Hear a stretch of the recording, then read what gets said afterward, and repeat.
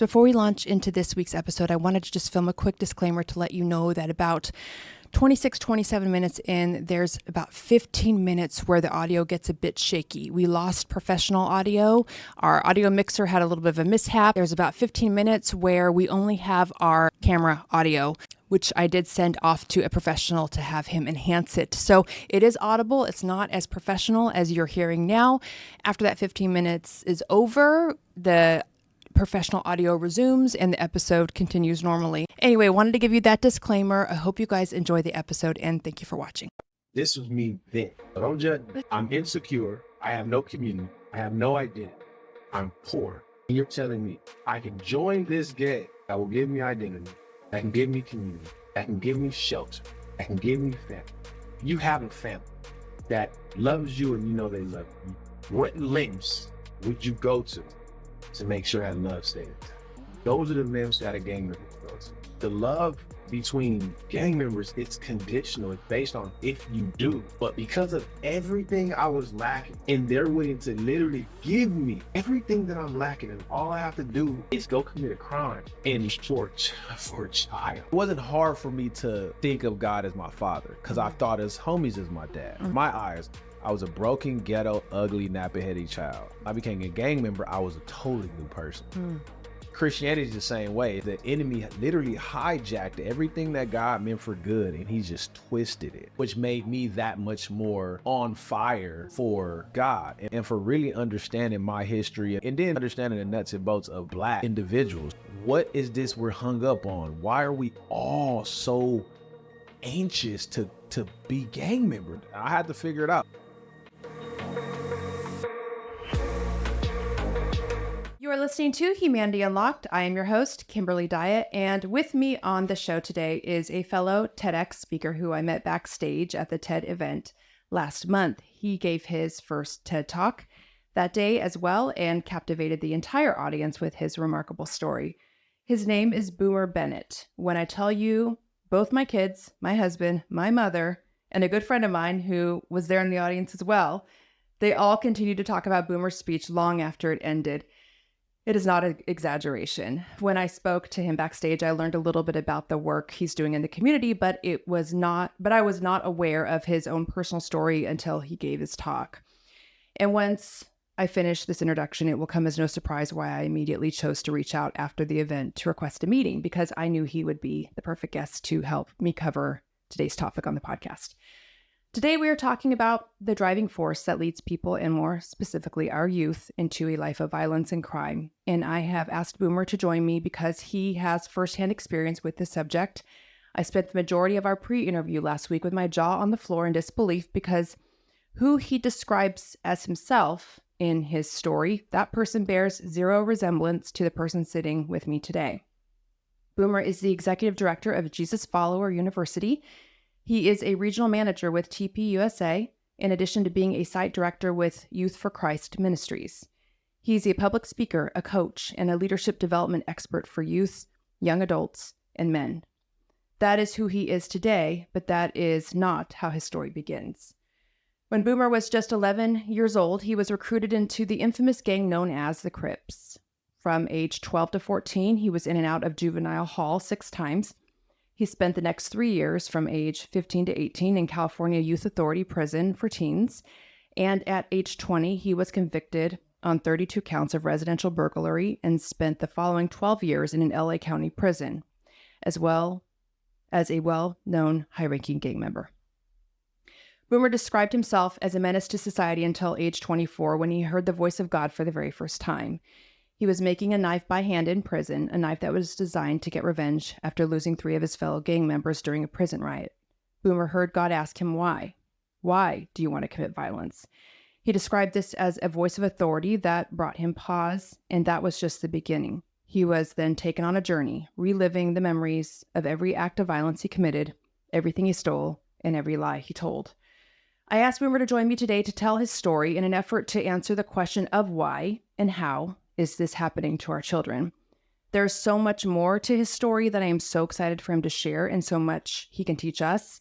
So with that, I want to welcome Boomer to the podcast. Thank you so much for being here. Thank you for having us. I- Having me. That was an amazing. I intro. still can't believe I was able to get you here. When you're reaching out to a speaker or a coach, Yep. you know, sometimes you're busy. I'm sure you get hit up a lot. My daughter's school wants you to come speak even. So I was like, well, we'll just see. We'll see if he's interested. So thank you for being here sincerely. I mean, when I initially heard your story, there's so much I didn't know because you went on right after me I did. at TED. I did. Yeah, like right after. And so I went back, decompressed from my speech. Then got which was amazing. By the way. Thank you. I know, I can't wait till we get to actually watch them.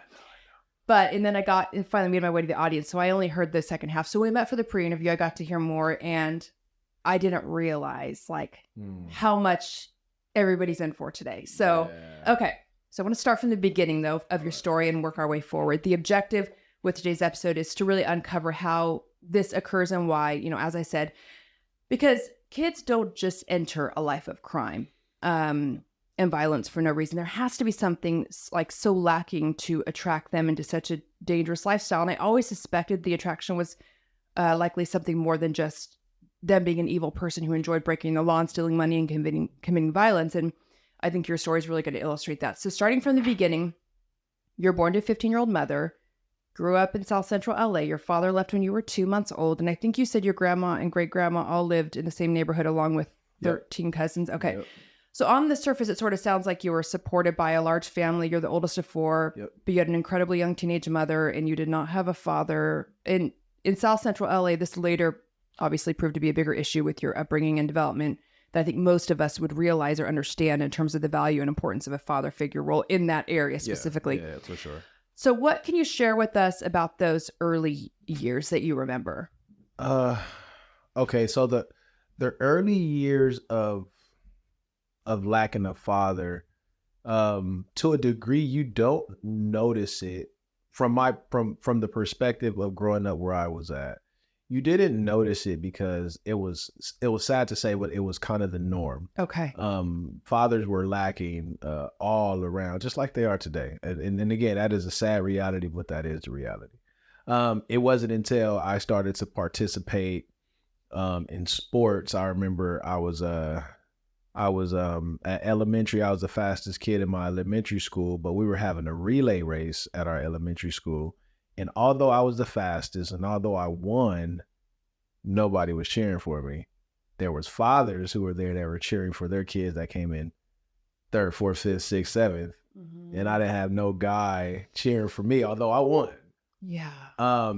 My teacher was cheering for me and my classmates were cheering for me, but I noticed that although my classmates lost, they still had men cheering for them. Mm-hmm. That stuck with me for a long minute. So my goal. How old were you? Or what grade do you think you were in? I was probably 8. Okay. Probably 8, 7, 8. It was Beulah Payne Elementary, in Inglewood, California.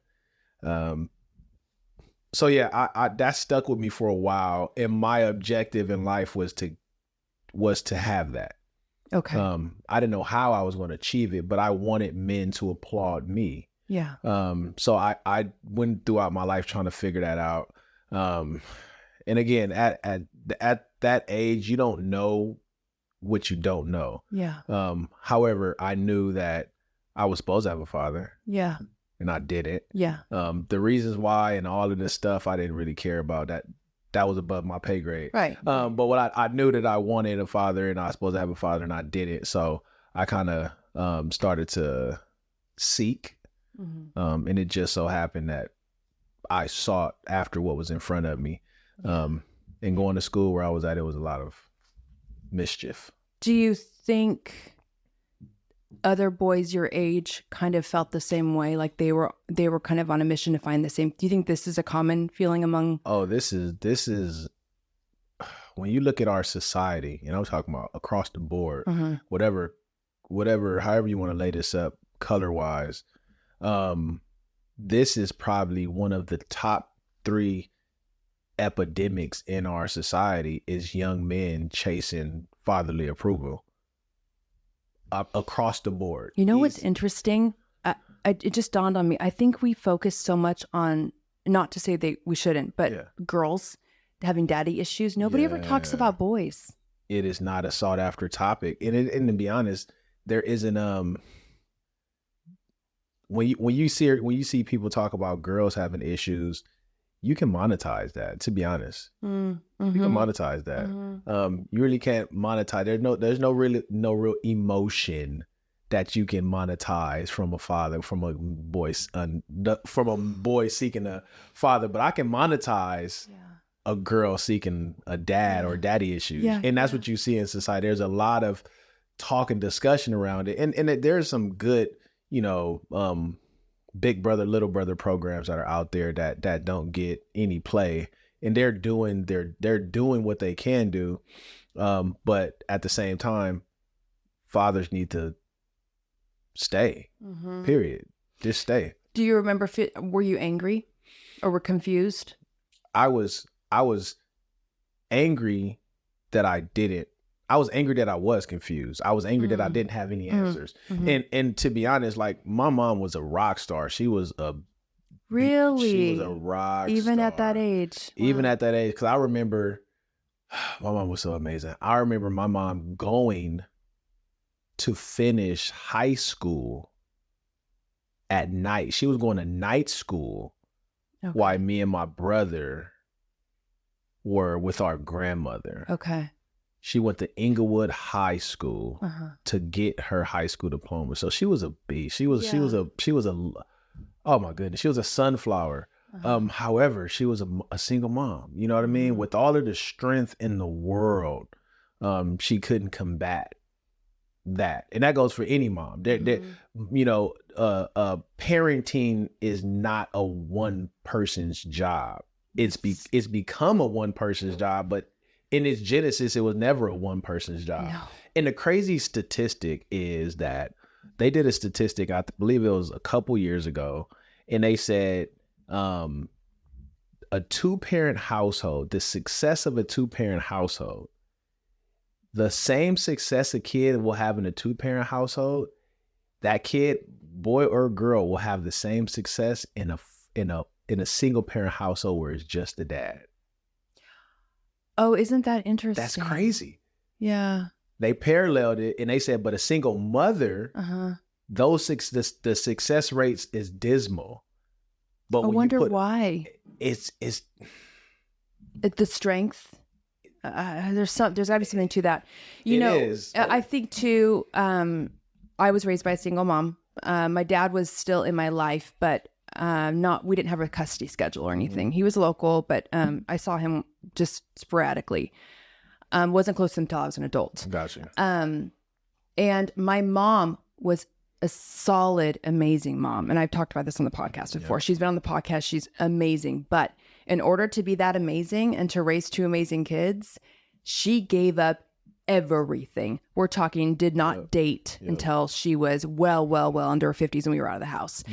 Did not date, never went out, never pursued a career, like just the 9 to 5, not minimum wage, but like minimal wage, minimal. She gave up everything and made it her own. So that's what it took in order to, it's even still, obviously, you feel the loss of not having a dad. It was still felt. And you can't measure. No, I don't think so either. You can't measure it. It's so damaging that it causes literally irreparable damage. I see my kids now. I have a 21 and a almost 16-year-old. And I'm not jealous. I look at it and I go, God, you are so blessed. Oh, you have no idea. Yeah. Because they come from solid homes. Yep. Home. Me and my wife is the same way. My wife, she grew up without a father. I did too. So now that we're raising, and we have 5. Now that we're raising our kids, we tell them all the time. Yeah. Just so they're intact with reality. Yes. Because at time you would think your household is the end all be all, and it is not. You know what I mean? You would think that this is the average way of living, and you will also get in the the pattern of judging individuals who don't have what you have. 100%. You know what I mean? So we keep our kids on the straight and narrow and always have these kind of conversations and always tell them there's going to come a point to where you being raised by two parents, God is going to provoke your heart to bless somebody who wasn't. Yes. And you got to be willing to take that and run with it and bless them regardless of how that looks. Yes. Well, yeah. I've had both my kids on the podcast and we've actually talked about this too. And it's crazy. And then they judge the parents too, or like the single. And I'm like, you have no idea. You're measuring against a measuring stick that is completely different. Different. Yeah. So, okay. So you were in kindergarten. You told me about this during the pre-interview. That's kind of when the mischief, I think you said, started. Yes. You would steal from the teacher and you said you'd always get caught. And then you wound up getting kicked out of 13 different schools starting at age 4. I have and to this day, and this is where the gospel story and Jesus comes into the fold and in the reality of what the word of God says about us and about God. Because that's the only way I can justify. I'm 4 years old. I love my teacher. I remember like it was yesterday. She was reading. We had recess. I seen her purse. I went inside her purse. I stole her money. Everybody came back inside. I acted like nothing happened. She knew her money. She found out her money was stolen. She went outside and the rest of the day was regular. And then, as we were leaving the classroom, she had all of us empty out our pockets before we had to leave. Okay. And I was like, oh no. And I'm like, oh. And I emptied out my pocket and there was all of her money. You know what I mean? And I'm like, and she's looking at me like with this wide tears. And I don't know why I did it. I really don't know. I promise you, I really don't know. Well, you're in kindergarten, so you don't, I don't know the value of money or a dollar or none of that kind of stuff. But that's where the gospel story makes sense. Like, we are sinners in desperate need of a savior, because it isn't, that I'm a bad kid or an evil kid. It isn't that. It's that I'm broken and I'm lost. And if you're broken and you're lost, you will do things that don't make sense. Yeah, not even to you. And you're broken in your lostness. You got girls. I'm in high schools and junior highs and colleges, and I see girls in their brokenness do things that they're like, I don't know why I did that. Guaranteed they don't know why they're doing it. But in their brokenness, in their lostness, they do things. And for broken young men, it's the same way. If you go to a lot of dudes and you do interviews with young men who committed violence, most of it was spur of the moment. None of it was planned out. Most of it was spur of the moment.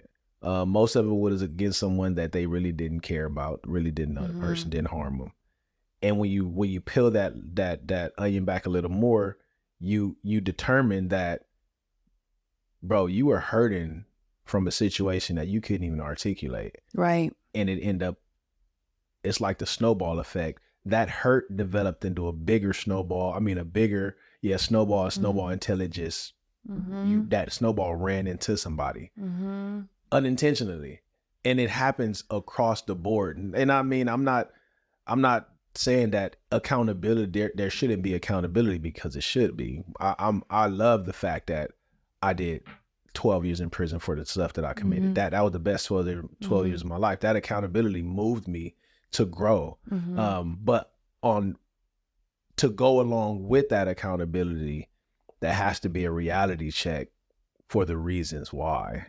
That's where the teaching and the coaching and the love and the real community comes in. Yeah. And a lot of people aren't doing that part. Right. Yes, that's very well put, actually. And my daughter, well, not just my daughter, like my son too, but they have friends that will, get into some, stuff. And I'm like, well, and I'm asking, they ask why. Why are you doing that? Why would you? And they don't even, and again, like you said, they don't even know why. Okay, so I want to talk about how the recruitment into the gang began, because the way you described it, it seemed like there was a clear process. Like, you took the bus from a bus stop that was right in front of a Jack in the Box, and the way you described it was, there was a system. Yeah, there would be different men who'd hang out there, and who later you learn were gang members. Essentially, they're looking for young boys to recruit and train. It seemed almost like there was a grooming process where they would invest in you with the expectation for you to join them later. Is that kind of the way you put it? Yeah. I think that's the exact words I said. Yeah. I don't know if that's grooming, but it almost seems like they're investing, like they're pouring into you with the expectation of later you're going to join. Yeah. And I mean, that's another word for grooming. Yeah. Because it doesn't seem like the right one. Yeah. Because the reason I say it's grooming because it has a negative outcome.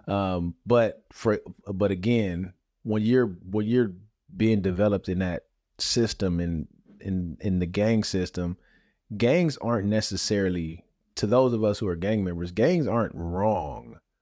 Gangs are, they're literal families, they're literal communities. Some are generational. Some guys and girls are generational families. Mom, dad, auntie, uncle, brother, sister. So from the outside looking in, it's real easy to shame or to put a label and call gang members street terrorists and ignorant and all of this stuff. And from the outside looking in, you do have a point. But from the inside looking out, you're telling me that I don't have a father. I've been waiting to have a man, sacrifice time and effort to pour into me. And these gang members did it. You can't tell me that is wrong. From an immature perspective, you can't tell me that is wrong. Right. Because they're waking up every day. They're in the front of Jack in the Box on Rosecrans in Vermont. It is still that Jack in the Box is still there. Do they still do that? Day.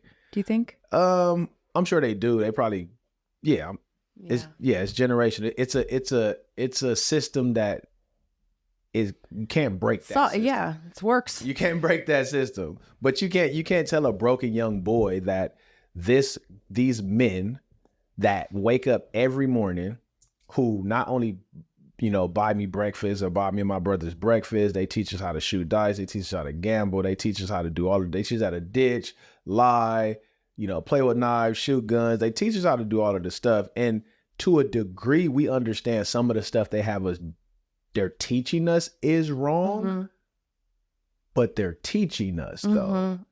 These are still men taking time. And again, like I told you, I had a conversation with a police commissioner, and we were on a panel, and he didn't grasp my points. And I said, listen, if police officers woke up every morning and y'all had donuts and coffee or hot chocolate every morning, year in and day out, for these 30 boys who came to the same bus stop every day, almost all 30 of them boys would be police officers. It is guaranteed. It is guaranteed. It is guaranteed. So instead of the sad part about it in regards to correcting behavior, you only correct the behavior after a crime is committed. And I'm like, well, curve that then. If you can get influence before they commit crime, why don't you? Right. There should be a budget for that. Right. And if all it takes is for you to come in plain clothes every morning and chill with kids to eat Jack in the Box breakfast in the morning, do it. You know what I mean? Like, it's that simple. People think it's that simple. You got thousands and thousands and thousands of young men in prison and girls who were recruited by the simplest act of kindness, the simplest gestures of love. That's what I was going to ask you. Did they show you a lot of kindness and love? They picked me up from school, took me to school. They gave me my shoes was holy and beat up. They gave me shoes. Like, it was simple acts of kindness that they gave me that made me want to do their will and be like them. And I can't press this point enough, and it's really that simple. And that's why I tell men nowadays, like, if you're a father of a 2-parent household, your obligation is to find a single mom on your street. If she have a son, be there for her son. Yeah. If she has a daughter, have your wife be there for her. Right. You know what I mean? Like, it's that simple how you change a course. Right. It's that simple, man. Go play basketball with him, invite him to go do this, invite him to play pool. It is those simple acts of kindness that will deviate a person to go do something amazing, or it'll deviate a person to go do something reckless. Yeah. Yeah. Wow. Okay. Something. Okay. So, okay. By the time you were 12, that's when you 12 started. 12 is when I first committed my first crime. It was 211. Mm-hmm. It was 211, which is strong arm robbery. Okay. And it was a stupid. Again, it wasn't planned. Uh-huh. Did they ask you, was it like, okay, now it's time, or like how did that come about that first time? It was just, I mean, we were planning to do stuff, but this day wasn't it. We were just chilling in LA by the Slauson swap meet. And there was just some dude on a bike, and he had like something on the back of his bike that just caught our eye, and we wanted it. Mm-hmm. And we just took it, strong armed him out of it. Oh wow. And one of the homies had a weapon. Mm-hmm. And I promise you, this was the dumbest crime, because I promise you, once we grabbed it and started to run, we looked up, the police was right there. It's like they were watching the whole thing. What? Oh, it was no point in even running, because they were literally like 20 to 30 feet in front of us. So, I got on the curb, put the left foot over the right foot, interlocked my fingers. Like, this isn't going so well. This isn't going so well. But again, like, as a gang member, like, going to jail is a prerequisite. Right. You know what I mean? Yeah, it yeah. Like, dang, I went to jail. It was Yeah. like, all right, well, let's start. Right. Let's start it. I'm in this thing. Where does Hell Week come in with all this, what you talked about, where you have to go spend 7 days in the enemy hood? So every hood has a Hell Week. Yeah. And usually Hell Week is based on, it's usually based on the climate. So for instance, if my hood, if the enemies came and they end up shooting up my hood or end up beating up some of the homies, our retaliation would be a Hell Week. Or if we know that a hood is super weak right now, like they lost some of their big homies, they went to prison, and they're frail, they're fragile, we'll have a Hell Week. You know what I mean? And there's been multiple times where hoods and had Hell Weeks against us, and it was like, all right, well, lock in. What is the goal of a Hell Week? Is it to strengthen you, to take down them both? Well, I was in advancement, so the goal is to advance our hood's boundaries, to advance our hood's credibility, and to strike fear in everybody else who's witnessing and hearing about what's transpiring. Yeah. And so that was my mission. But then you got individuals who are like, you got recruiters. So for instance, the person who recruited me, his job was to make sure that I was really with the stuff. So he was paying attention to everything I was doing. Okay. You know what I mean? He was making sure that I wasn't like fidgeting. Yeah. That I wasn't looking at the phone, looking to call the police. Like he was because he recruited me. So if I go all bad, if I end up snitching, he's going to get it. Yeah. Because you brought me in. Yeah. So as a recruiter, he's paying attention to everything I'm doing. He's pumping me up to do stuff and all of the stuff. So there's multiple layers on why you go and commit crime or you go and rob somebody with a crew. There's always, an angle. There's like always a motivation. Yeah. There's always an objective from the hood's perspective for the people that we're sending. For instance, when I put people on our hood, right after you get put on, we gotta go do a crime. Right after, like once we finish applauding you and dapping you up, and we'll be like, all right, bro, let's go. What does that mean? Applauding you, like, is there like an official, like, okay, you're in? Yeah, you get the crap beat out you. Right. So, yeah, you get. I forget all this stuff. You get the crap beat out you, and then after it's done, you're applauded and welcomed in. You know what I mean? You get hugged and embraced and all of this stuff. Because before that, everybody's kind of like hands off. Like, I don't know you yet. You know what I mean? Like, I don't know you with us yet. Like, and that's by design. Yeah. Because once you come, you just see all of these hard, rough dudes looking at you like they're sharks and you're bait. And then once you get jumped on, you're a shark now, and all of the sharks embrace you, and it's like all apart. Like, so it's Not to fight back. oh yeah, for sure. Yeah, I mean, some of the times it helps. Some people, you know. How injured would you become when that happened? I mean, it wouldn't be too bad. Black eyes, teeth knocked out, stuff like that. Like that. Yeah, you know, you're not getting, any. Yeah, going to the hospital. You're not going to the hospital. I mean, some of us, to be honest with you, some of us have had concussions and we just didn't know what it was. Now that I'm studying, I'm like, bro, I know a couple of the homies, like, we was walking around in the days of the fog, not even knowing that our brain was damaged. And how long? I'm sorry, I'm a very detailed person. How long does it last for when you're in there going? Mine was 9 minutes. Oh my gosh. So I was from 139th Street, so. Oh my God. But it is. But again, it's glory. Yeah. You know what I mean? Like It's so backward. yeah. I get it because I'm putting myself in your shoes, but it's so backwards from how somebody who's not part of that reality would feel or think. Yeah. It's its own. It's its own subculture. Totally. That has its own checks and balances. It has its own economical system. It has its own influences. The whole nine yards. Do you feel like you feel pain the same because of your objective is in a moment like that? Do you feel like you feel pain the way that, or fear the way that somebody, as a normal civilian, not getting that? Because you're doing it for a purpose, so you're not really taking in that. And mind you, remember, I've been developed for this point.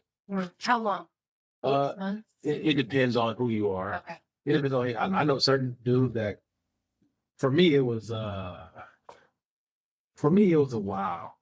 I took probably 2 months, just because I don't know why they just took a liking to me. So I was allowed to be around. Okay. I used to go and smoke with the homies, shoot dice with them, but I wasn't a homie yet.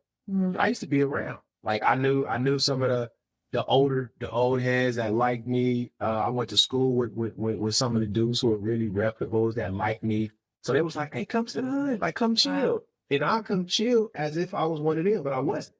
And it wasn't until one of the homies was like, bro, why he keep being around? He not, he's not even one of us yet. So he was like, man, today is your day. I'm like, all right, let's go. And so when you got is initiated and stuff, right? Okay. When that happened, how old were you? 12. Oh, you were 12. Okay. Yeah. So I remember when I asked you about fear, and I asked you about it again here, because for me, when you're talking, I imagine how I would feel. Yeah. And I feel fear is what I feel. So that's why I came up with the you make you up again today. You said, or do you remember what you said when I asked you, what did you fear? Do you remember what you said? I was way more fearful of not completing my assignment as opposed to doing. Afraid of getting hurt. Yeah, like yeah. I'm gonna tell you guys who are listening and watching, I've been shot before. And I didn't go to the hospital, right?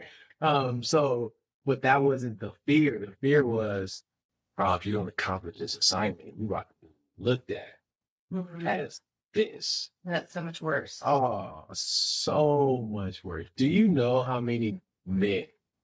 I'm not even gonna say men. I'm gonna say boys, because in California, I don't know how much you guys know about this, but in California, if you're a 12, 13, 14, 15, 16, 17, 18, or 17, you can commit a crime at 12 years old or 13 years old and still get life out that young. Okay. And it's called fighting your fitness. So for instance, I'm 12 years old, I kill somebody because I don't want to look like I fear going back, not accomplishing what they sent me to do.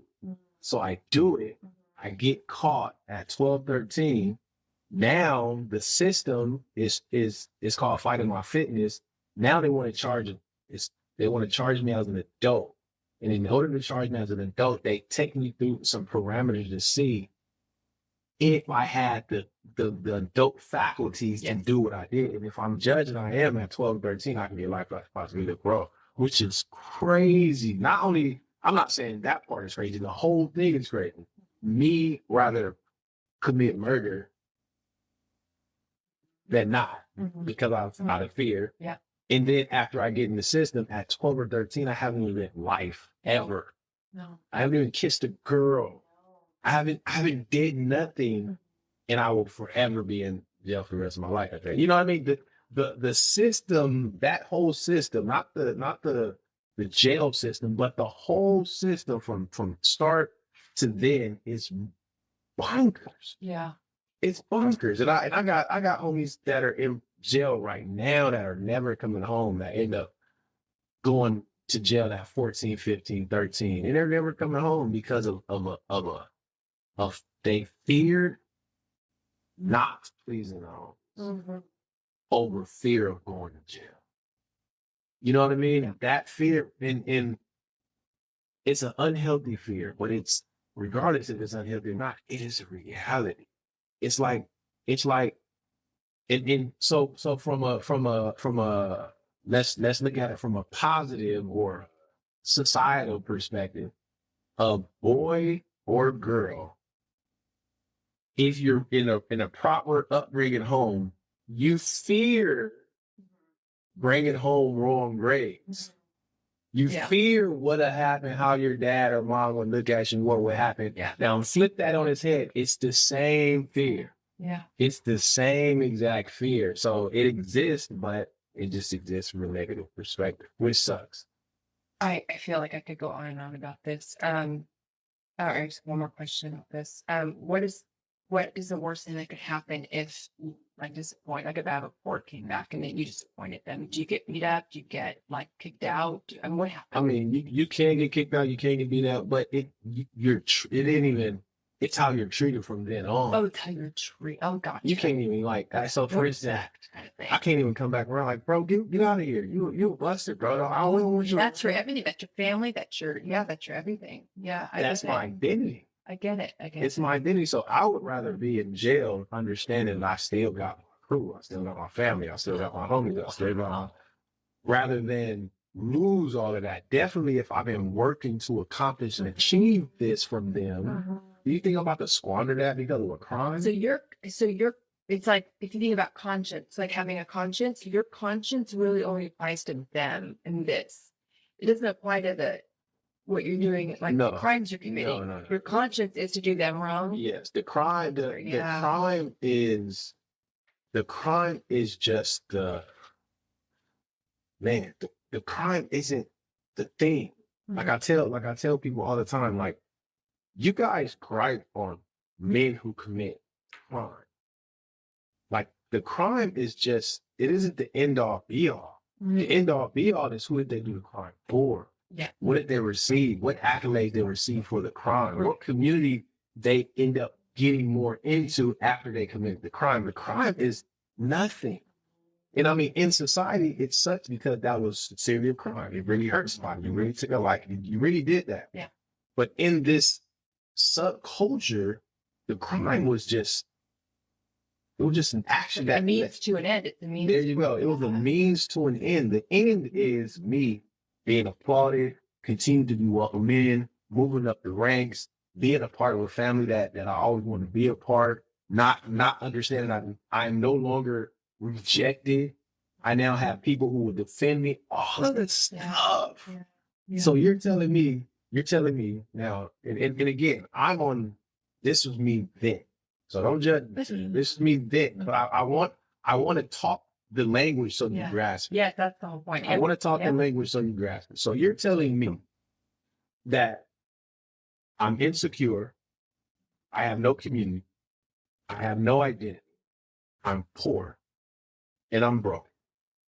And you're telling me that I can join this gang that will give me identity, that can give me community, that can give me shelter, that can give me family. And all I have to do is commit. Now, if you are a part of, if you're listening to this, and if you have a family that loves you and you know they love you, you love them and you know they love you, What lengths would you go to make sure that love stayed intact? Those are the lengths that a gang member will go to. Because the love of a gang member is conditional love. The only way I love you is if you go perform. Right. Most love of a family, it bears some resemblance of unconditional. It has that storge love, which is the Greek word for love, and it talks about a family love. But the love between gang members, it's conditional. It's based on if you do. But because of everything I was lacking, and they're willing to literally give me everything that I'm lacking, and all I have to do is go commit a crime, bro, I'm gonna do it every time. 100 times out of 100, I'm gonna do it. Why? Because what I'm receiving is always greater than the crime I'm committing. Like suicidal thoughts are real. Anxiety, depression are real. Being poor, homeless, and getting beat up and all those things are real. And there are people, which sucks, but there are people who are willing to bend the knee to conditional love that comes in the form of committing a crime against another person in order so all of the things that they're lacking, they're no longer lacking anymore. Now they're being congratulated. Now they have all of the stuff that they always desired, but you have to bend the knee to this conditional love and do X, Y, and Z. And for a child, Yeah. I'm gonna do it. A child, I mean, a grown-up is probably different, but grown-ups do it too. Before a 12, 13, 14, 15-year-old boy or girl. Well, first of all, it's the developmental, that formative, those years right there. Especially not for girls too, but for both. Yeah.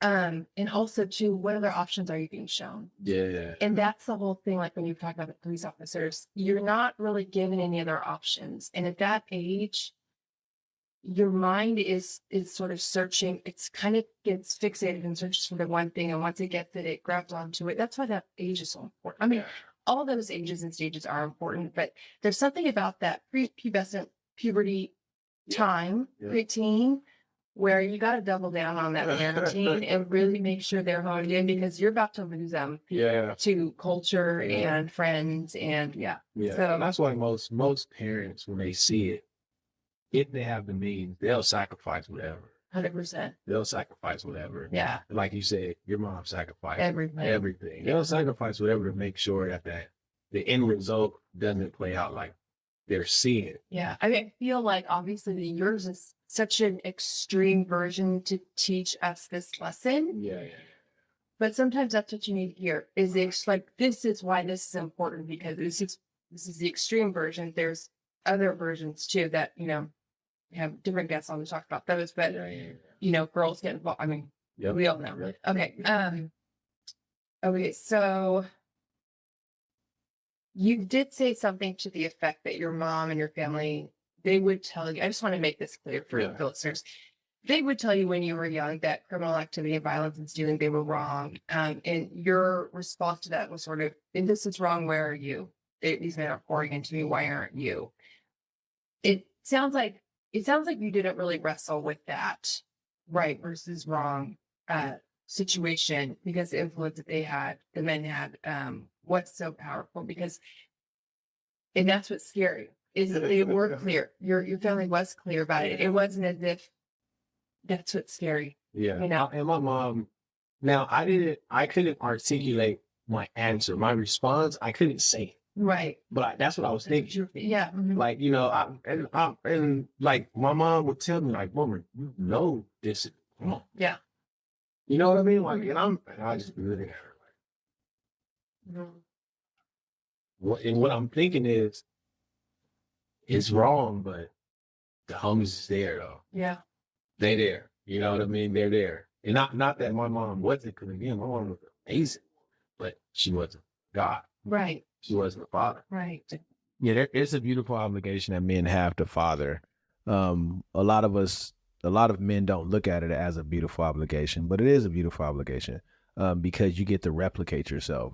You get to replicate the best version of yourself to be better than you are. Yeah. And then you get to send them off and then watch it develop So good. to where they get to replicate you. Now you got a little grand you running around, and do you see your personality? Yeah. You know, that's a beautiful obligation. And I mean, I honestly believe if the conversation really got, because people, when it comes to this topic, a lot of people operate in their feelings and they disregard facts. Yeah. Because of how it makes a specific group look or how a specific group or individuals feel. They disregard the statistics and the facts. But if we look at the statistics and facts, then we'll be able to curb the problem. I sincerely believe once men who are intact, like myself, I'm an intact man. I'm a husband. I'm a father. I have my stuff together. Once men who have their stuff together start to sacrifice time to help other men get their stuff together, then that's where the reality is. Yeah. Because what, and this is a whole nother topic, what tends to happen is women try to get the men to get their stuff together. They try to, they see potential in a man and they try to help him become, you know what I mean? Like, and that's not their job. Like, bro, that's not their job. They try to fix him. And it's like, no, a man is supposed to mentor a man in order to get him to where he needs to be a husband and a father. And that's not a woman's job. No. A woman's job can come aside and assist and be a part, but you're not the person who's supposed to get him there. And once that starts to happen, all of the feelings and the sex and all of that involvement, it just starts to duplicate itself. So where you don't really care about, you know, the pattern, you like it. Yeah. It's satisfying to you. Yeah. And now you're, you know what I mean? The guy is on his third, fourth girl who's trying to fix him. You know what I mean? And now the girls is like, you know, it becomes a whole pattern instead of guys, men who are intact, family men, businessmen, sacrifice time. Yeah. Sacrifice time. There was a comparison that you made. I just wanted to share because I thought it was interesting, or have you share, that you made when you were telling me about like the inner workings of a gang. Like you compared the operation of a gang to the operation of a company. Like I remember being at the pre-interview, I'm like writing it all down. Yeah. So it's so interesting. Sales, acquisitions, development, recruitment, advancement, and finance. And I think you said your role ultimately was focused on the economics of the gang you were in. Was that right? No, I was advancement until I was 18. Okay. And then I became the economics, meaning that advancement, again, it's to advance our territory, advance our fear in other hoods, and then when it comes to economics is how do we finance some of these missions? How do we finance weapons? How do we finance cars? Because gangs we have trips, like we go to Malibu and we'll rent a yacht out and we'll all just do our thing. You know what I mean? So how do we finance all of that kind of stuff? When you say like you're trying to like instill fear in these other areas, who are you trying to instill fear in? And like your enemies? Enemies. So not just like these little grannies that are. No.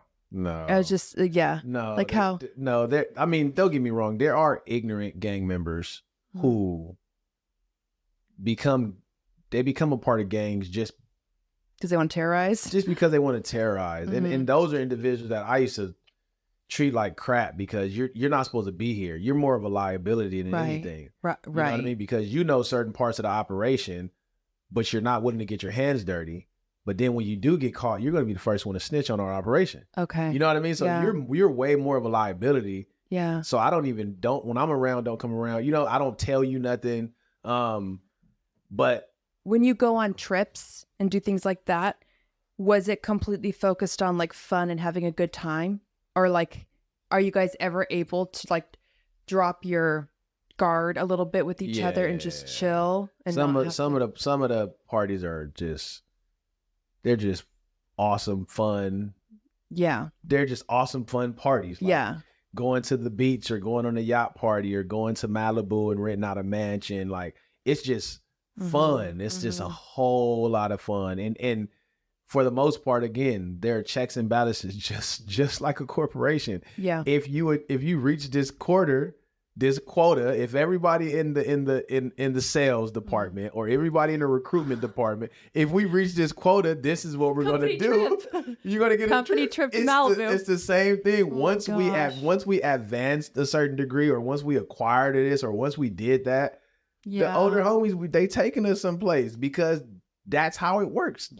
Did you know, like a corporation. Did you guys talk amongst yourselves about like your personal life, your family life, like your upbringing? Like, was that ever talked about? Like, where you get close? Yeah, most of us, when you get put on the hood, you get put on the hood with people, like your best friends, your neighbor, your cousin, somebody who knows you and you know them, right? So a lot of the homies that I got put on with, they knew my brother, they knew my mom, they knew my situation, they went to school with me. We had, you know what I mean? We had the same. So it was more than just working together. You guys were actually like bonded as friends. We was family. We was literal family, to where like you would know who's family because you'll go to a hood function, which is like at a park or somewhere like that, and you'll see the people grouped up. And the groups are the ones, we're all from the same hood, but the groups are the ones who get along, who are like in. We're all family, we're all good, we all gonna defend each other and make money and do all of the stuff. But you will see 10 or 15 cliques of 4 over there, 6 over there, 8 over there. And more than likely, those are the people who got put on together. They came up the ranks with each other. Wow. So it's they all got hired at the same time. It really is like a company. And that's the part, like, there's so many, like when I say my jaw was on the ground, there's so much I didn't know. I mean, obviously I grew up in Placer County. What do you expect? I mean, in welfare housing in Placer County, but Placer County nonetheless. Okay. So in the intro, we talked about your experience being in and out of the detention centers from age 12 to 18, and then prison from 20 to 32. Prison life, from what you described, is something very interesting that I'm not sure too many people would be able to fully grasp. Maybe it's just me, but so there's a prison constitution, a protocol that the inmates have come up with, and you guys sort of agree upon amongst yourselves. Am I on? Yeah, okay. You're on the right track. It sounds like there's something like pretty routine and stable about being in prison, with built-in protection from the gang a person is in, and even an opportunity to make significant amounts of money. And depending on a person's life outside prison, you've said that many of the inmates you knew would actually get out of prison and then reoffend so they can be sent back. So first of all, how common is that? And what are your thoughts about that? It's genius, for one, to be honest. So that's like a common thing. It's a common thing. And it's, now I say this to not knock any correctional officer, because there are some amazing correctional officers out there who are really on the up and up about their job. But I can only get a phone in prison through a correctional officer. Right. No, I know somebody who got a phone. Yeah. I can only get electronics in prison. I can only get certain aspects of criminal activity only happens at a correctional officer's approval or direct implication. So for instance, if the homie who caught, let's say he had 2 years with 85%, he ended up going home in 16 months or 15, 14 months. He go home, we call it a drought, meaning that the dope game on the streets is crazy. The police is locking up everybody. You can't sell anything. The price of it is so trash to where like there's no point in selling it, because if you get caught, the benefits don't outweigh the risk. So what homies would do, we would just go back to jail. Where the market, the prison economy market, is always 50 to 100 times what it is on the streets. For instance, just to give you guys an applicable example,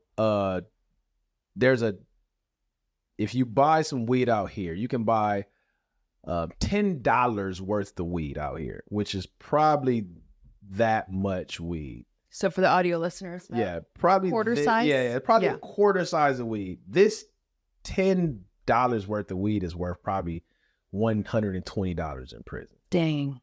Now multiply that times an ounce of weed or a pound of weed that I can get in jail. Not only I'm already in jail, so I'm not going to go and I already have the system of the correctional officers to get it in with me, and we just gonna. And the correctional officers that are like corrupt, basically, they're in it for the money as well. They're in it for the money too. But I will say this though, it it is black and white, but when you have to look sincerely at the black and sincerely at the white. I've done deals with correctional officers, and I promise you, bro, one of the correctional officers, he was literally, the money that he was getting from us, he was providing chemo for his wife, straight up. Wow. You know what I mean? Like it isn't so crazy. It isn't as like they're just Dirty, super corrupt yeah, and Tony Montana. No, like they need extra cash. Some of them need extra cash for legit stuff. Damn. Legit stuff. You know what I mean? So I know correctional officers who,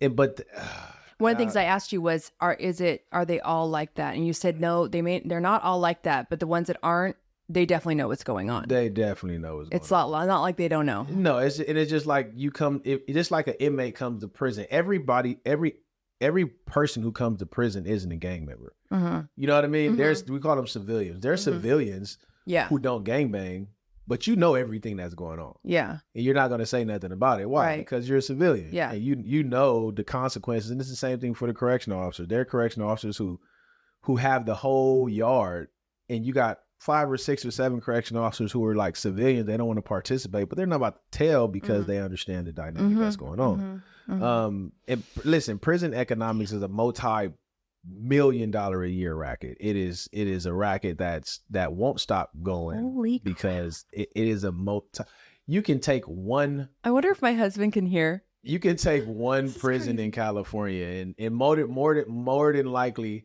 the prison that has the most economic value is the prison that you witness. Like race relations are super cool. Oh, are cool? Super cool. Like race relations. If race relations are cool, then the yard is, everybody's eating. Oh, wow. Everybody's eating. Wow. The yards that have a racial uproar, somebody's being left out. Yeah. And again, that's the way it is out here. You go to, it's the same thing as a corporation. Like, during certain economic times, every business is booming. And then when it's not, then certain businesses are trying to cut other businesses out. It's the same thing. Wow. So crazy. And I feel we're only giving everybody just a little bit. I mean, of what you told me. We're not going to tell everybody. It's so much. Yeah. It's a lot. I don't want to scare anybody. No, I mean, yeah. It's so much to like just consider that how much we don't know, basically. Yeah.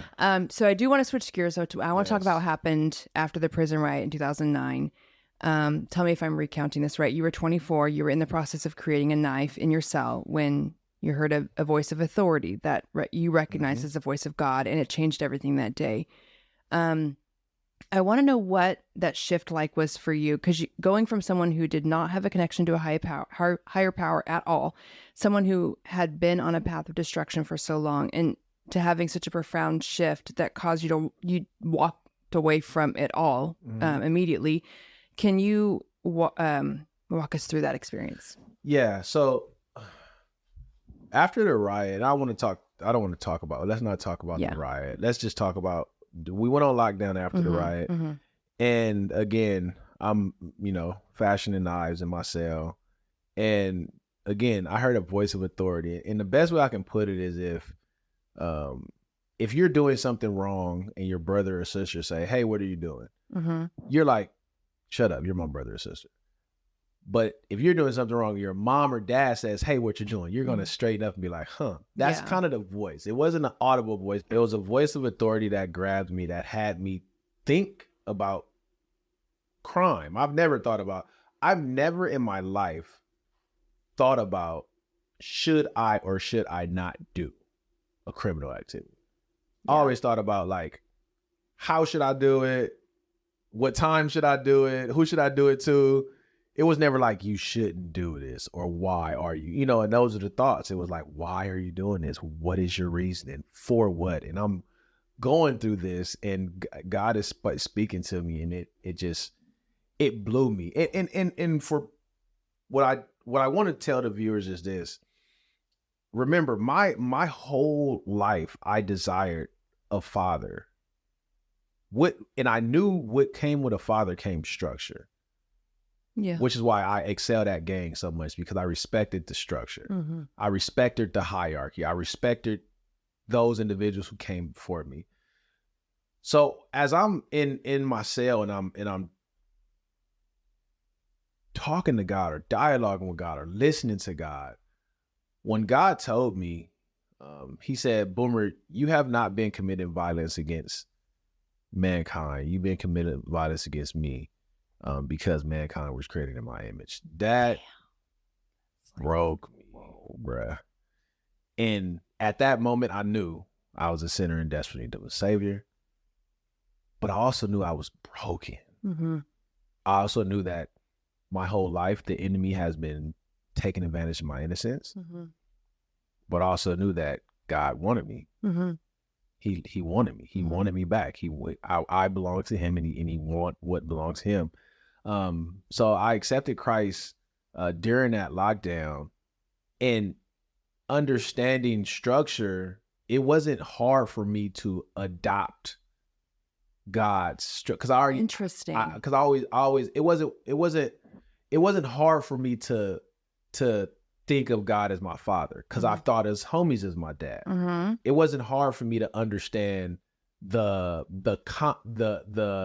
concepts of Christianity, like you're a new creation, forgiveness, because I when I was remind you, I was a broken in my eyes, not in reality, but in my eyes, I was a broken, ghetto, ugly, nappy-headed child. When I became a gang member, I was a totally new person. Christianity is the same way. It says you become a new creation when you accept Christ. So certain principles of Christianity, I adopted. Wow. Very, very, very easily, which is why I knew it was real. Yeah. And as I'm reading scripture and I'm listening to God, how the enemy literally hijacked everything that God meant for good, and he just twisted it. But which made me that much more on fire for God and for Jesus and for really understanding my history and understanding the nuts and bolts of Christianity. And then, to be honest, understanding the nuts and bolts of Black individuals. Like, what is this we're hung up on? Why are we all so anxious to be gang members? Like, I really wanted to know, and I had to figure it out. And I did some studying, and I did some real searching. I did some real counseling, and I stripped it all down. And all of it is based on trauma. All of it is based on hurt. All of it is based on neglect, and a lot of it is based on economics. All of the things that God offers freely. Those are all free gifts that God offers. God offers to wrap his arms around you. God offers to make you his son or daughter. God offers you a new identity, a new heart. And God offers you a mind so you can take care of your family and your mom and all of the stuff, like all of the stuff that gangs say they do, which is how I knew the enemy was slick. This dude was slick. He took what God meant for good and he literally repackaged it and peddling it like crack cocaine to those of us who were broken and insecure. It was crazy, but that's why I'm so on fire for God, because I know the lie and I live the lie. I fell for it. You know what I mean? Yeah. It's like you in your life, in this respect that you just described, in the respect we talked about previously, you are the most extreme example of all of these things. Yes. Meant to teach us. Because sometimes you need the extreme example. Yeah. Like we talked about in the pre-interview, because you work a lot with the youth and on-campus youth and with parents and stuff, and as an advocate, and you're able to like mold it into whatever they're going through. Yeah. Sometimes you have to have somebody who's been through the extremes of these things to be able to teach the rest of us. And for sure. And it's like a kind, in a weird, sad way, or maybe not sad. Wait, it's giving meaning to your past. There you go. And you almost have to look at it that way, right? Yep. Yeah. You have to look at it from a perspective of, it's my life is a lesson. My life is a world's lesson. It's a lesson to the world, and I mean that with all humility, because mind you, like, think about it. What if I, like so many young men, Black, white, Mexican, other, whoever, so many young men dive into this gang lifestyle and are dead and gone.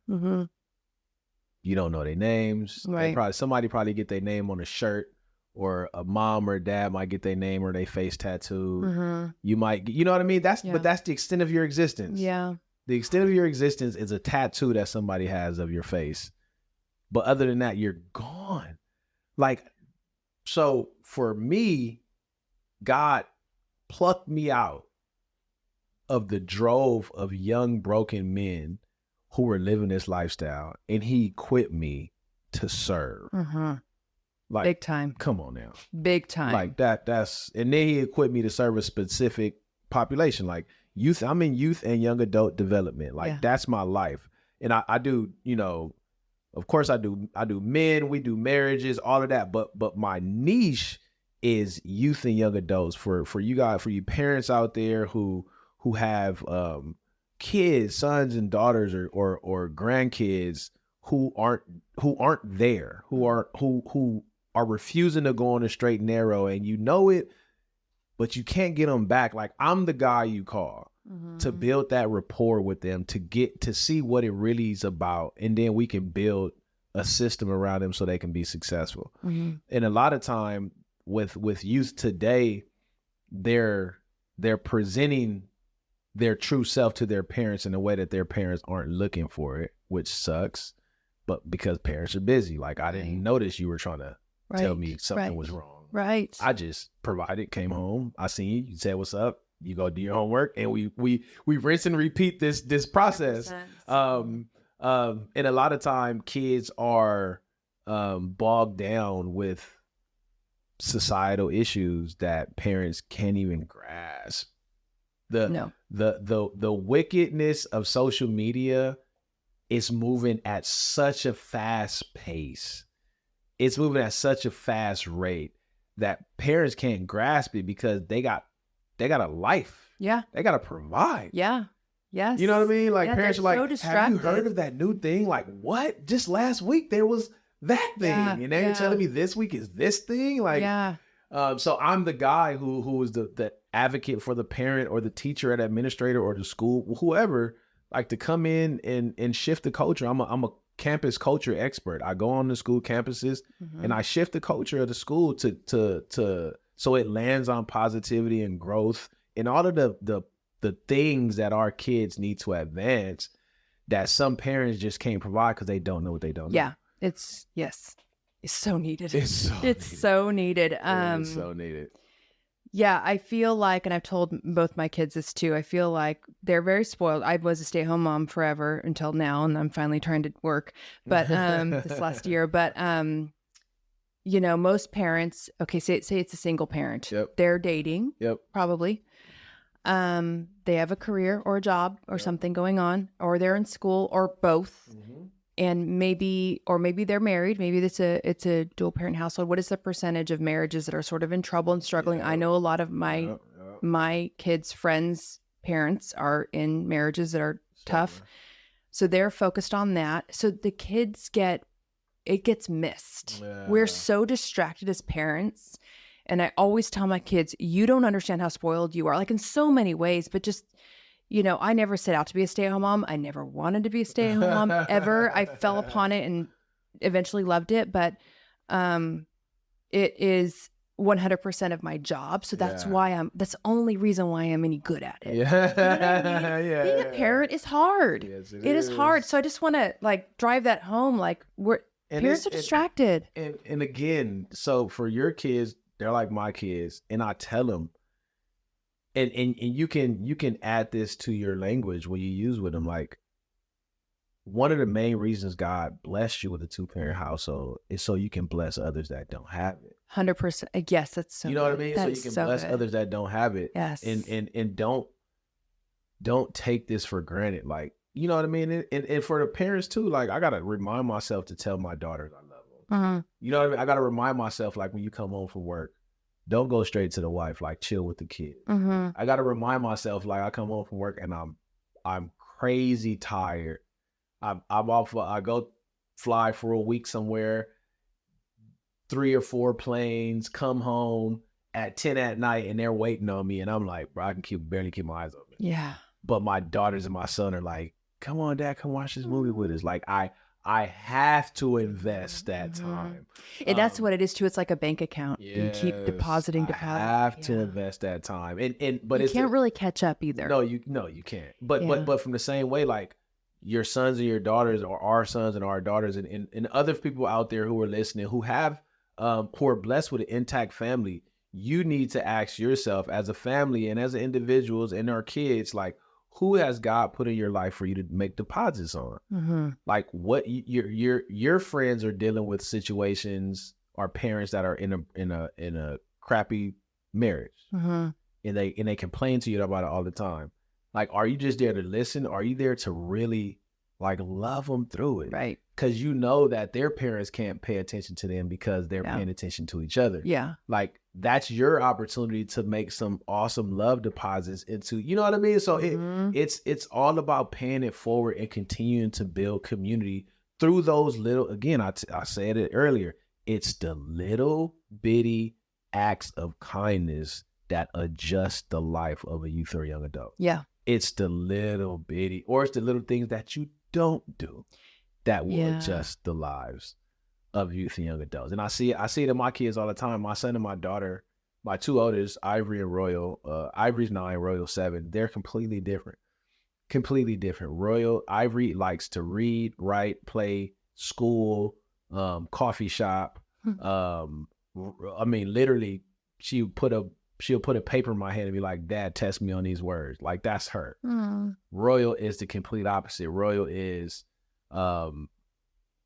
he likes to play, jump, yell. He likes to talk, but they're complete opposites, like night and day. And I have to make myself conscious, like, all right, today I want to rock with Ivory because I don't really got to waste no energy. I can sit down with her, read the book, read the Bible, do the test. Royal, I got to expose. But if I don't give Royal his time, if I try to make Royal do what I want to do that's fun, I'm going to see it. Oh, okay. I'm going to see, like, he's going to be like, like, I want to do this, Dad, but because you're tired, you want me to do it. You know what I mean? I'm going to see it. Yeah. And I got to be conscious to be like, all right. That's a major awareness. Oh, my goodness. Because every parent's guilty of that. Exactly. Negotiating our parent. Yeah. Okay. So going back to what happened that day, after you told your cellmate that you were leaving the gang, you began, this is my favorite part of the story. It's like reading a book, by the way. You should write one. You began attending the prison chapel and started taking classes to get certified to become a pastor. And again, you're going to tell me if I have this right. You went on to work as a pastor at the prison while still in prison. Then you were moved to an Arizona prison where you worked and continued working as a pastor. Then they moved you to an Oklahoma prison, again, continued. And then you went back to Arizona, and you did this for 8 years until your release in 2016. Is that what happened? There you go. So you had this major shift. How was moving forward? Yeah. Again, like we're going back to fear. You were always afraid of were you afraid? Of leaving? I was afraid of the new frontier. I was afraid of like failing as a Christian because I'm so engulfed. I'm the guy, you know what I mean? I'm one of the guys who are engulfed in that lifestyle. So for me to pull out, my fear was, bro, you're gonna dibble and dabble. You're gonna play the Christian card sometimes and then be a Crip sometimes. Like, you don't have this. And a lot of the homies was like, bro, just wait till you go home. Like, you can't be effective as a Christian here. You know too much. You're too this, you're too that. Like, there's no reason for you to do this in prison. And to a degree, they were right, because I wasn't successful as a Christian in prison for a long time. I still used language that wasn't cool. I still wanted to chill and talk and kick it with the homies sometimes. You know what I mean? there were little stuff that I did that I was like, so hard. You know what I mean? But it's just like Christianity. Like, when you accept Christ, it's a journey. It's a sanctification process. You have to die to yourself daily. And the reason Paul says that is because there are certain things that you haven't died from yet. So do it daily. Like, all right, today I'm working on my language. I will not say the B word, the C word, the T word. You know, I'm gonna be conscious on saying this, and I'm gonna rely on the Holy Spirit to keep me in check and guide me in my conversation. I'm not gonna mean dog anybody. I'm not gonna, you know what I mean? I'm not about to try to strike fear into, you know, all of these things I have to start sincerely, actively doing. And then after I did, well, along with me doing that, I'm at church, 4 or 5 days a week. I'm in there. Every time they opened that door, I was in there, and I was taking, I took the Old Testament survey, which was an awesome class. I took evangelism, which was amazing. I took hermeneutics, which was probably my favorite. I took Greek, which was probably my second favorite. I took Hebrew, which was awesome. I took apologetics, which is out of this world. I took everything. I got certified in everything. Wow. But I seen the Lord moving in me because I wanted to be a pastor. I wanted to be at the forefront of this journey, just like I was on the forefront of that. I wanted to be a leader. I wanted to be a leader in that because, I mean, when you come to Christ, you guys, it's like God has feelings. Like you can hurt God. Like you can hurt God. Yeah. That's for me, that's big because I know I've hurt God a lot. But it's a father-son relationship. It's a father-daughter. You know what I mean? How many times you hurt your dad or your kids hurt you, but you still love them and y'all get through it. You know, it's the same concept with God, which is why when it says we were created in the image of God, those were some of the images that we were created in. We are able to do that with family and friends and still be able to operate in the friendship. So after I successfully completed all of that kind of stuff, and this was God ordained. Arnold Schwarzenegger, which was the governor at the time, he signed the prison overcrowdedness bill, right? Which allowed them to send us to private prisons.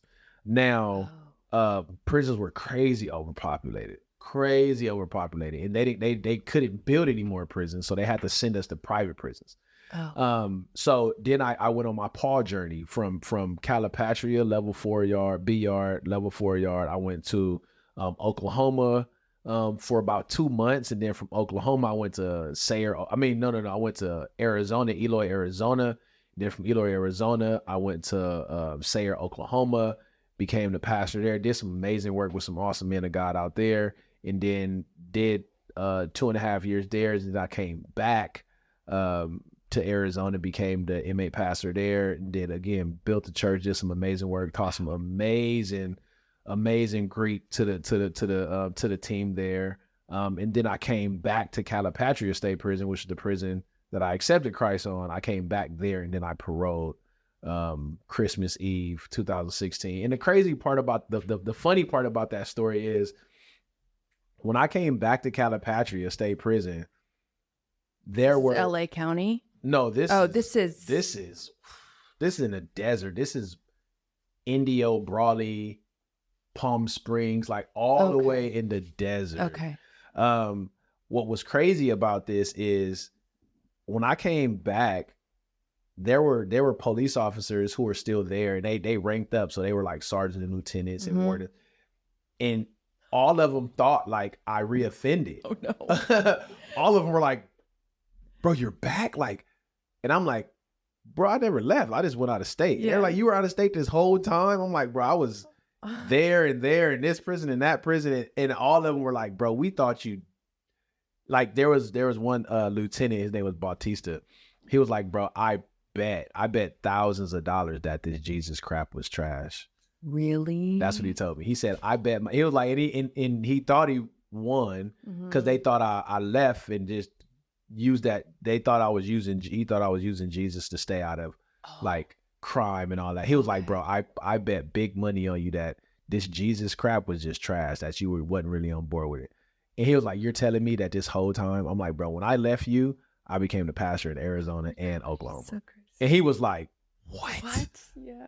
And he like, "What you about to go do now, bro?" I'm like, "I'm about to go be a pastor." You know what I mean? And he was just like, "Dude, like I never would have," because I was going to ask you like how like your peers in prison or even outside of prison, that your peers, how did, were they disappointed in you? Were they impressed? Like, how do they react? They were, I didn't, well, by and large, a lot of people were like like, this is crazy. Yeah, like, this is why? stupid. Like, Yeah, it's stupid. you're Yeah. in prison. You're probably the worst prison in Calipatria. In California at the time. And for me to make a decision like that, it went against, you know, being a Crip, you know, being Black for that matter. You know what I mean? Because there are certain things that Christians don't do. You know what I mean? There are certain things we don't do. You know what I mean? Although the general population is, I'm a part of the general population, but although I'm a part of the general population, I'm a Christian now. I don't participate in certain things. Yeah. So for me to make that decision in the midst of all of that, it was like I was going against the homies. And a lot of homies were pissed or were mad because we got holes in our bodies for this. Bro. Yeah. You know what I mean? You're telling me that we put in all this work since he was little kids and you about to give it all up for Jesus. And I'm like, you're not going to give it up for Jesus? So there was no part of you that wrestled with this was the right thing. No, you knew. No.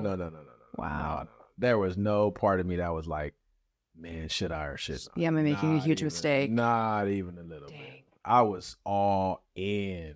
Because God read me like a book. 100%. He read me. I couldn't deny what he was showing me about myself. Or that you had never considered before. So it was like this, the way that you put it, it's like you had never literally considered or acknowledged any of what you heard him say to you that day. So for it to all come down on you, it's like out of nowhere. Yeah, you can't deny that. No, you can't. You can't deny that. And there was one homie. So in the hoods you have, you know, big, little, baby, tiny, newborn, all of that, infant. I was big, my name. I was big that. And I had a little and a baby. My little homie, who was a monster, he was like me, man, I've known him since he was 11. Oh, wow. You know what I mean? He was basically my little brother. He got put on my hood. He got put on under me. And we did a dumb crime. And he did it. He got caught and I did it. And he didn't say nothing. Okay. So not even a couple years. This was like probably 10 months later, 11 months later, I ended up doing my crime that I went to jail for. Right? So we're in jail, we're in prison together, we're in different prisons, and we're trying to get to each other, like to the same prison, right? He paroles before me, I parole after him, and I'm at my mom's house, and he comes to my mom's house, and he's like, my heart's beating, like my heart was beating a billion times a beat, because this was the one person that, like, I know is gonna take it wrong. You know what I mean? And because me and him have done so much, and I've taught him so much, and he's done so much to please me. And I'm about to tell him that I'm out. So he came to my house. I was in my mom's living room downstairs, and my mom knew. She knew I was about to tell him. He came over and he was like, "What's up?" I mean, we hugged and embraced. And then he was like telling me stuff that we were gonna do, what he had planned for me, and I was like, I'm out, bro. And he looked like, what? I'm like, I'm done. And the look on his face, he was just cold. And I know he was hurt, but he was pissed. Yeah. You know what I mean? And I just let him know, like, man, there's nothing that we haven't got away with. Yeah. I'm like, bro, to be honest, dude, I'm supposed to be in jail for the rest of my life or dead based on the stuff that we've done. Yeah. I'm like, there's no amount of money that I ain't touched that I wanted. There's no amount of, guns that I ain't shot and stuff I ain't got away with. I did all the prison time I wanted to do. My name, you know what I mean? Everything that I wanted to achieve, and God still allowed me to breathe. I can't play with it anymore. And he was just like, you're out, like you're done. I'm like, bro, I'm done. And he was so broken. Well, because he's taking it like you're turning your back on him. He's personal. And I get it, because homies done told me, I would imagine me being in an exact situation, just the other way around. And mind you, now I equate this for you guys who are listening, and even for you guys who are not. Go to the Word of God, to the Bible, and there's a story when Saul is first introduced. Stephen is being stoned, and it says the person who's holding the coats of those who are stoning Stephen is Paul. So at one point in time, Paul was the one who was helping persecute and kill, and then Paul radically gets saved, and now he's the one on the opposite side.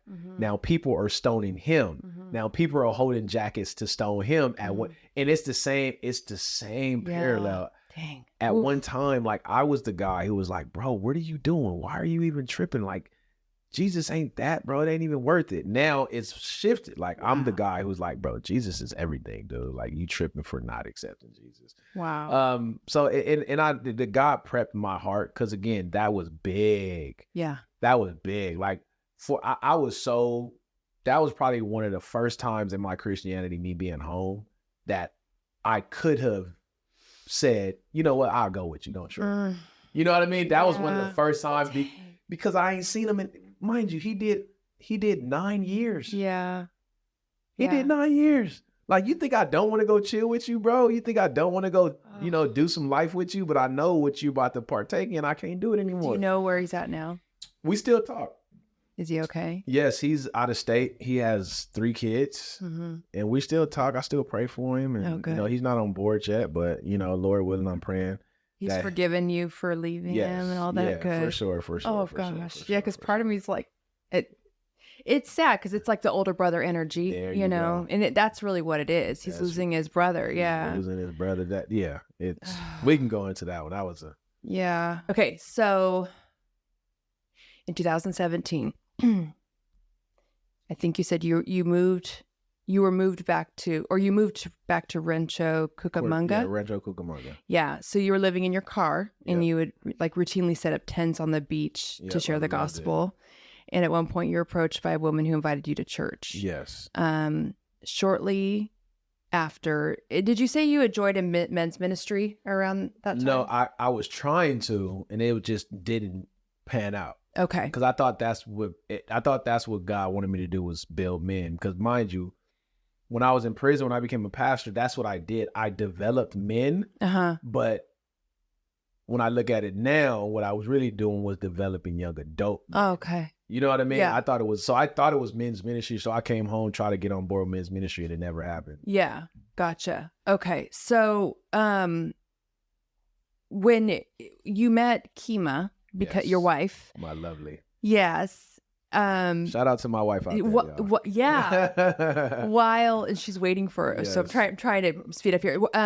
While you were living in your car, you met her. She would bring you coffee. My wife, I'm gonna tell y'all a little bit about my story. Yes. I met my wife at a young adult group at the church. Okay. That she grew up in. I led my wife to Christ. Praise God that He allowed me to do that.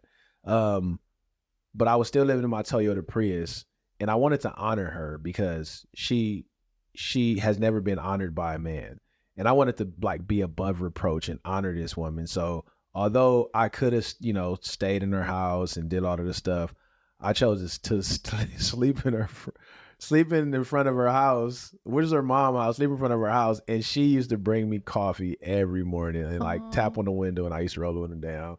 We would probably give a little kiss or laugh. So sweet. And it was crazy awesome because, she can tell her version of the story, and she's just like, men don't do that. Like, no. You know what I mean? And at the same time, like, she's into a guy who's living in the car. You know what I mean? Like, but there was something different, obviously, about you.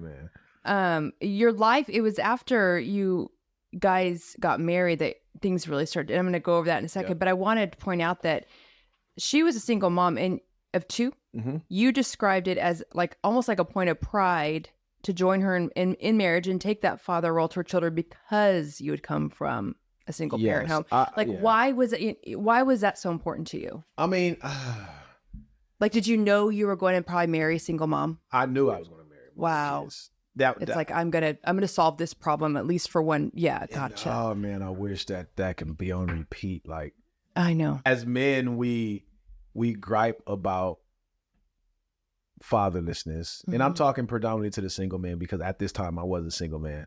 We talk about fatherlessness, but we don't want to be with women who got fatherless kids. Yeah. You know what I mean? Like, that's, for me, that's True. like the It's like a hypocrisy. You're double talking. Yeah. You know what I mean? You're double talking. For one, I mean, a lot of guys, they don't even know they don't even put those dots together. You know what I mean? Until you talk to them about it, they're like, huh. And then they have to reshape it, like, because a lot of men can't fathom raising kids that aren't theirs. Right. You know what I mean? Right. You know, that's a lot of men. So for me, I seen my mom. I seen how amazing my mom was, how dedicated she was, how loyal she was, how aggressive she was when it came to us. So I knew, like, women who have kids are built different. They're built for success. They just need an awesome man. Yeah.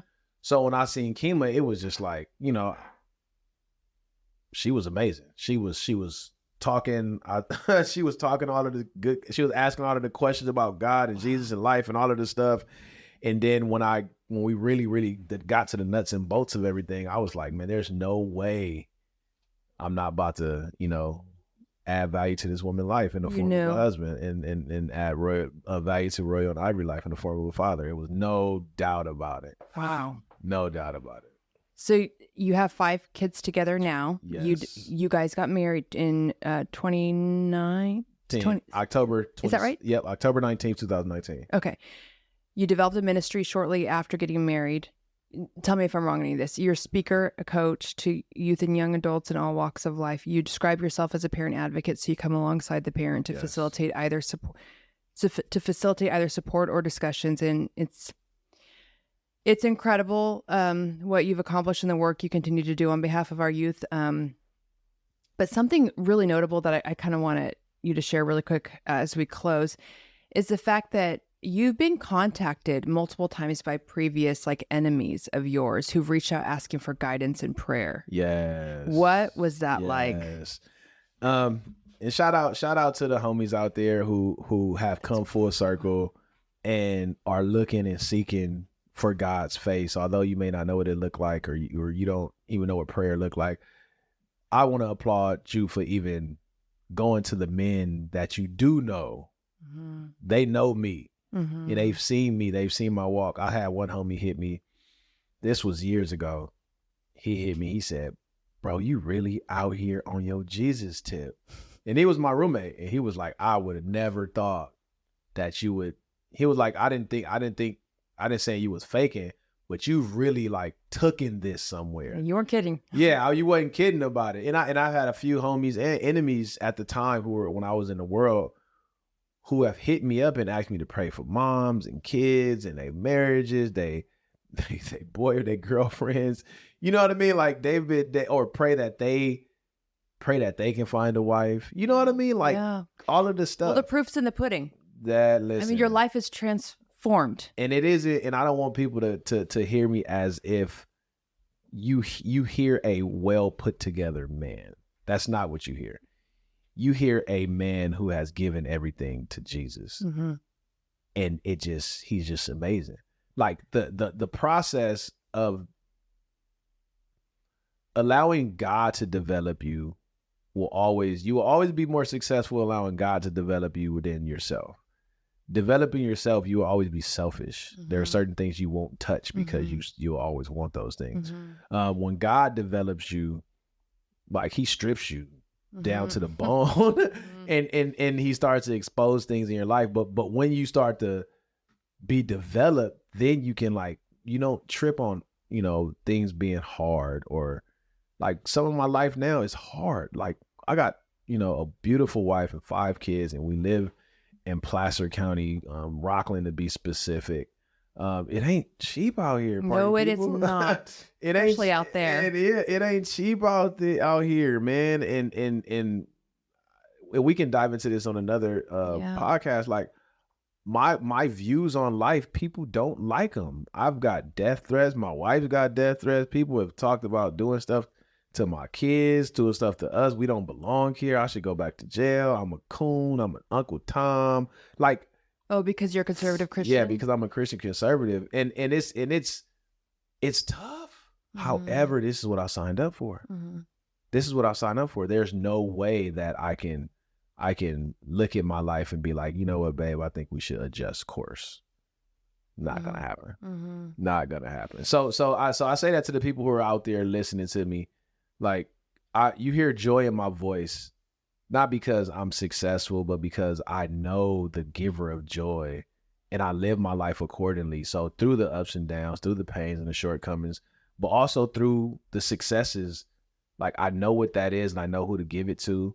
And I know there's many more of it to come. So if you want to understand what that joy is, then hit me up. Yeah, for sure. So, you know, my listeners, this isn't a religious podcast, but it's no secret that I am a Christian. They all know I'm a Christian as well. I'd be remiss if I didn't share how powerful prayer has been in my own life and the transformative role that my faith has played throughout every difficult and triumphant season that I faced. As we close, is there, I just want to leave our listeners, our viewers with a piece of advice or maybe some wisdom. Maybe if a single mom is watching or listening, or even a young man who wants to reform his life, what would their first step? What should it be? Oh man. There's one first step. Good question. I'm sorry. No. That's a good question. That's a good spot question. there. Okay. Humans do not like serving other people. It goes against who we are. We want to be served. We don't like to serve. Right.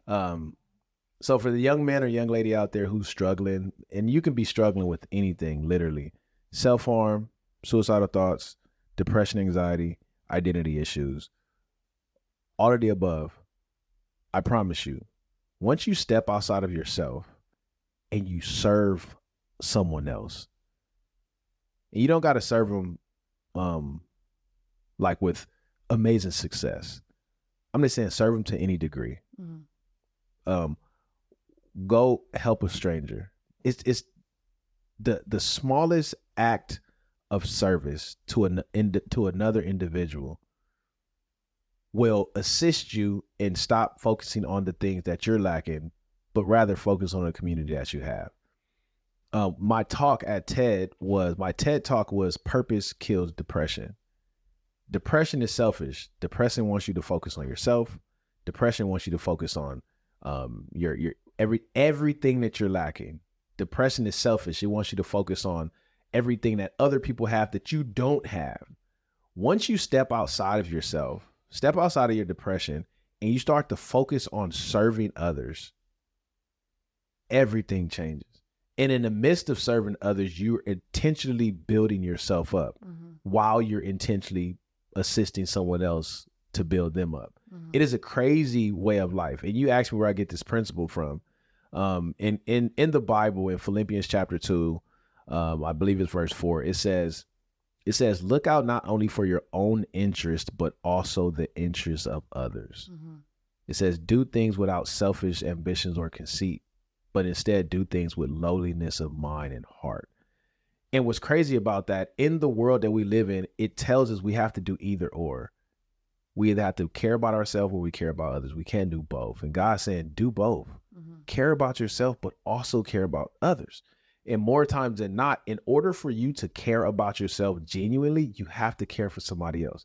You have to go outside of yourself and provide a service to someone else who you may not like, someone you may not know, whatever it is. Like, get outside of yourself and provide a service to somebody. And I promise you, that'll be the first building block to you achieving purpose, to achieving success. I think that's the message. That is the message. I'm going to leave your Instagram page in the show notes for anyone who wants to follow your journey. If there's anything else you want to send me, I will leave it for them. Thank you for joining us and for sharing your story. It's been so great getting to know you. Thanks everybody for listening and for watching. Thanks so much for watching. If you guys enjoyed this conversation, please give it a like and leave me a comment. I want to know what you guys think. Also, if you're looking for more information about how to be a guest on the show, please go to our website at humanityunlockedpodcast.com. We only record shows in person, and we are located in Sacramento, California. Oh, and if you're not subscribed, make sure you tap that button so you can get updated on weekly episodes as they go live. Is that it? I think that's it. See you guys next time.